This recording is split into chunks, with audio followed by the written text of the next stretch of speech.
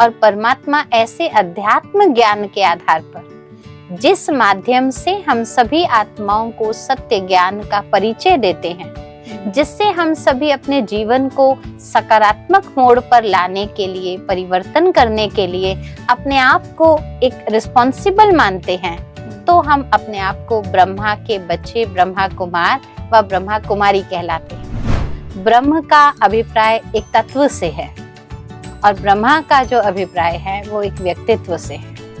ब्रह्मा एक ऐसा व्यक्तित्व का नाम है जो माध्यम बने परमपिता परमात्मा का सत्य ज्ञान हर मनुष्य आत्मा तक पहुंचाने के लिए है ना। तो ब्रह्म तत्व है, घर का नाम है। अब जैसे घर पर बाहर बोर्ड पे लिखा हो शांति निवास, तो इट्स नॉट नेसेसरी कि अंदर कोई शांति नाम से रहते होंगे, जी बिल्कुल। ये तो जगह का नाम है, लेकिन रहने वाला अलग है, उसका अस्तित्व अलग है, निवास स्थान का अस्तित्व अलग है। सिर्फ हमने उस रिस्पॉन्सिबिलिटी को, उस सत्यता को, उस पॉजिटिविटी को अपने एक्शन में लाने की अवेयरनेस ले ली है, तो हमने अपना नाम रखा है ब्रह्मा कुमारी। बाकी इसमें ब्रह्म की बात नहीं आती है। ब्रह्म कहना एक्चुअल में भ्रम है।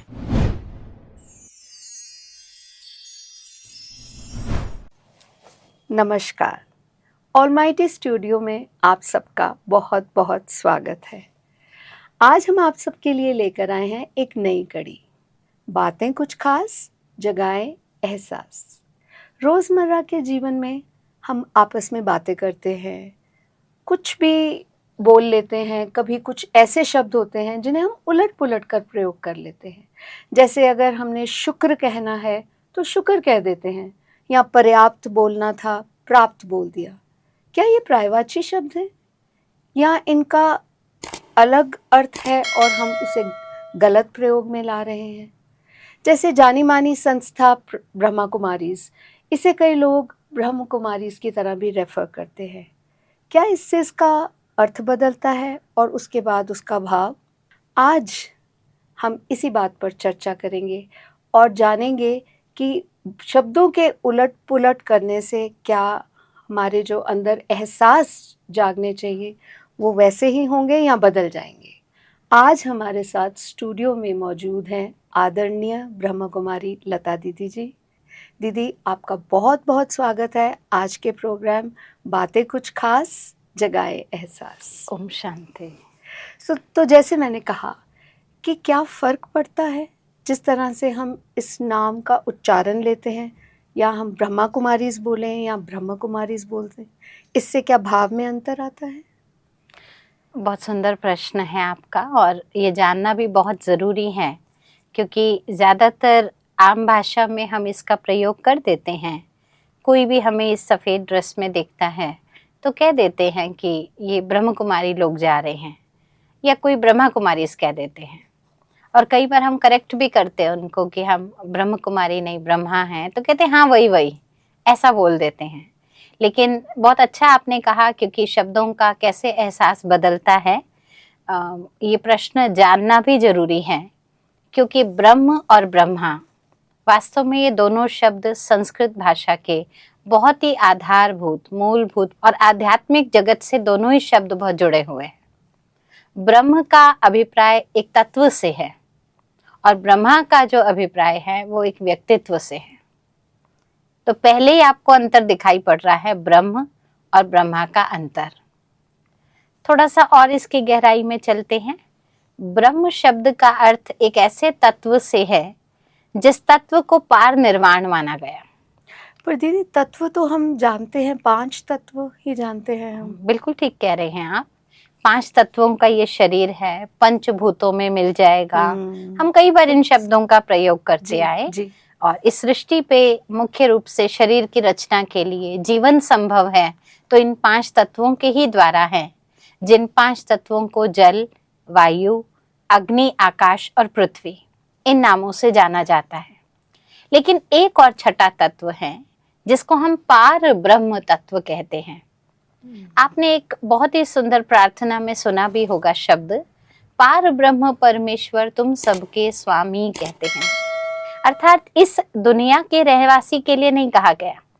जब ये प्रार्थना मनुष्य गाता है तब उसके हाथ जुड़े होते हैं, आंखें बंद होती हैं, और उसके अंतर जगत की जो यात्रा होती है वो इस दुनिया की नहीं होती, इस दुनिया से बहुत दूर, जैसे किसी अनंत की यात्रा को वो ढूंढ रहा है।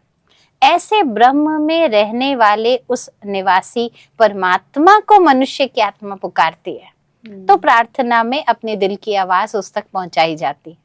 वो जो पार ब्रह्म है, जो इस सौर मंडल से, आकाश की दुनिया से भी पार है, इस पृथ्वी लोक से भी पार है, उस तत्व का नाम ब्रह्म है, जिसको अनंत कहा गया, पोलार कहा गया, जो सीमा से परे हैं, जिसका कोई आकार नहीं दिखाते हैं, क्योंकि वो बेहद है, विशाल है, आसमान की ही तरह विशालता है उसकी, लेकिन उससे भी ऊपर।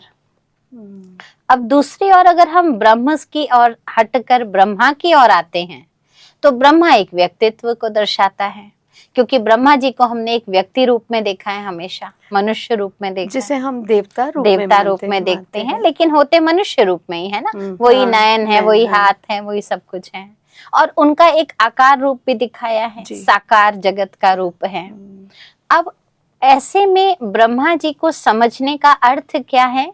ब्रह्मा एक ऐसा व्यक्तित्व का नाम है जो माध्यम बने परमपिता परमात्मा का सत्य ज्ञान हर मनुष्य आत्मा तक पहुंचाने के लिए, क्योंकि परमात्मा को निराकार कहा गया है। वो निराकार हम आत्माओं को सत्य ज्ञान प्रदान करें, तो कोई तो मीडिएटर चाहिए। और ब्रह्मा जी का नाम ब्रह्मा रखा ही क्यों हुआ है? क्योंकि Brahma is the name of creator. हम लोगों ने शायद आमतौर में भाषा में प्रयोग किया है ये शब्द कई बारी कि Brahma is a creator of this world. तो दिस वर्ल्ड माना क्या? कोई जल को बनाया नहीं, वायु को बनाया नहीं, कोई आकाश को बनाया नहीं, लेकिन कहते हैं यस इट्स अ नेचर। और नेचर को नेचुरल शब्द से ही नेचर निकला, जिसको किसी ने क्रिएट नहीं किया। हाँ, स्पॉइल जरूर कर रहे हैं और उसको ठीक भी कर रहे हैं ना, पॉल्यूशन फ्री भी कर रहे हैं, लेकिन क्रिएट नहीं किया है, क्योंकि एक एनर्जी है, वो एनर्जी को क्रिएट नहीं कर सकते। लेकिन यहाँ पर जो ब्रह्मा को क्रिएटर कहा गया है, वास्तव में वो क्रिएशन एक सत्य ज्ञान की है, एक अच्छी सकारात्मक सोच की है, एक ऐसी सद्भावना की है जो हर मानव मन में जगाई जा रही है। और परमात्मा ऐसे अध्यात्म ज्ञान के आधार पर, जिस माध्यम से हम सभी आत्माओं को सत्य ज्ञान का परिचय देते हैं, जिससे हम सभी अपने जीवन को सकारात्मक मोड़ पर लाने के लिए, परिवर्तन करने के लिए अपने आप को एक रिस्पॉन्सिबल मानते हैं, तो हम अपने आप को ब्रह्मा के बच्चे, ब्रह्मा कुमार व ब्रह्मा कुमारी कहलाते हैं। जैसे मैं सहज भाषा में आपको बताना चाहूँ, राजा का बच्चा, राजकुमार, राजकुमारी, कॉमन सी बात है। तो ब्रह्मा की संतान ब्रह्मा कुमार, ब्रह्मा कुमारी, आप ही ने क्लियर कर दिया। इसमें ब्रह्म का तो नाम ही नहीं आ रहा है ना, तो ब्रह्म तत्व है, घर का नाम है। अब जैसे घर पर बाहर बोर्ड पे लिखा हो शांति निवास, तो इट्स नॉट नेसेसरी के अंदर कोई शांति नाम से रहते होंगे, जी बिल्कुल, ये तो जगह का नाम है, लेकिन रहने वाला अलग है, उसका अस्तित्व अलग है, निवास स्थान का अस्तित्व अलग है। तो हम भी ब्रह्मा की संतान अपने आप को उस सत्य ज्ञान के रिस्पॉन्सिबल समझते हैं। और ब्रह्मा कौन?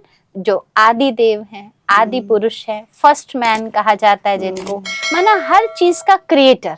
लाइक ये टेबल है, इस टेबल को बनाने वाला, इस टेबल का क्रिएटर ब्रह्मा।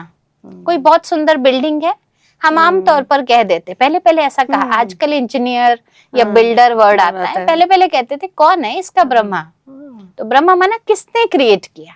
तो ब्रह्मा एक कर्तव्यवाचक, जी कर्तव्यवाचक नाम है। संज्ञावाचक इसलिए बताया गया है क्योंकि नाम को संज्ञा बोला गया है, लेकिन कर्तव्यवाचक माना उनका एक्शन है कि कुछ क्रिएट करना। तो ब्रह्मा के हम बच्चे ब्रह्मा कुमार, ब्रह्मा कुमारी कहलाते हैं। और मैं तो कहूंगी हम सभी ब्रह्मा के बच्चे ब्रह्मा कुमार कुमारियां हैं। सिर्फ हमने उस रिस्पॉन्सिबिलिटी को, उस सत्यता को, उस पॉजिटिविटी को अपने एक्शन में लाने की अवेयरनेस ले लिया, तो हमने अपना नाम रखा है ब्रह्मा कुमारी। बाकी इसमें ब्रह्म की बात नहीं आती है। ब्रह्म कहना एक्चुअल में भ्रम है, जी बिल्कुल, माना एक डाउट में जीना है।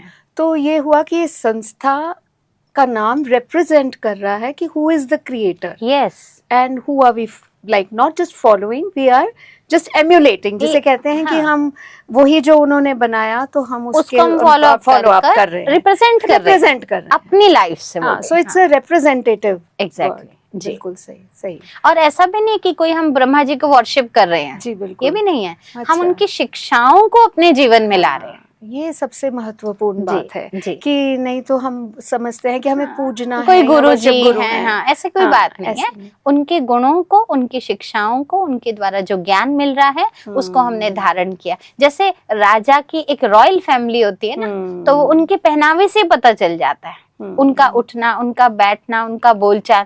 कहते हैं लगते हैं कि राजाई फैमिली से, किसी अच्छी रेपुटेड फैमिली से। तो ऐसे ही हम ब्रह्मा कुमार कुमारियां सिर्फ ऐसा नहीं वाइट ड्रेस पहन लिया तो बन गए, लेकिन हमने वो सकारात्मकता, वो शांति अपने जीवन में लाई, तो हम अपने आप को रिप्रेजेंट करते। We are Brahma Kumar and Brahma Kumaris. And वैसे तो सभी को मोस्ट वेलकम है, सभी ब्रह्मा कुमार और ब्रह्मा कुमारीज हैं। हाँ, सो जो महिमा है वो रिप्रेजेंटेशन से है जी। और पर नाम में अगर हम उच्चारण में बदलते हैं तो भाव तो बिल्कुल बदल जाता है। जैसे हमने कहा कि एहसास ही बदल जाता है जी। तो दीदी थैंक यू सो मच, आपने बहुत अच्छी व्याख्या दी। सिर्फ हमें यही नहीं समझ आया कि शब्दों का अर्थ अलग है, लेकिन उनका जो भाव है उससे जो एहसास हम में जागता है, वो जो अनुभव लाता है, वो ही असली हमारा बेनिफिट है।